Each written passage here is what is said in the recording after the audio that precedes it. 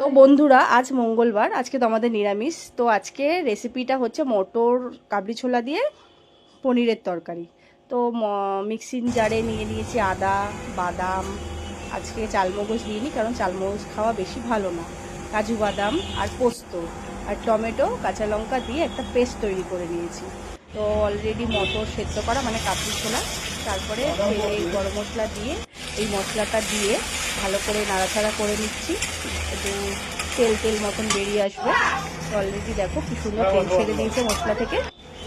এবার সামান্য নুন আর চিনি একটু দিয়ে দিলাম, দিয়ে আবারও একটু নাড়তে থাকলাম। নাড়ার পরে এবার দিয়ে দেবো এর মধ্যে সেদ্ধ করা কাবলি ছোলাগুলো সব দিয়ে দিলাম। এবার ভালো করে আরও নাড়াচাড়া করতে হবে।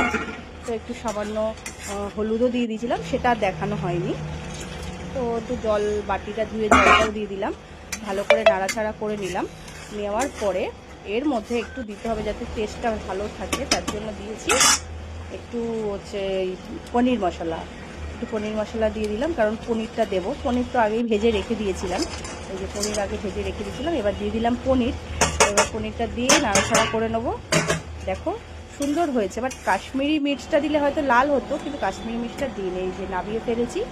তাই যাই হোক, সাদা সাদা দেখতেও ভালো হয়েছে, খেতেও ভালো হয়েছে। তোমরা কিন্তু ট্রাই করে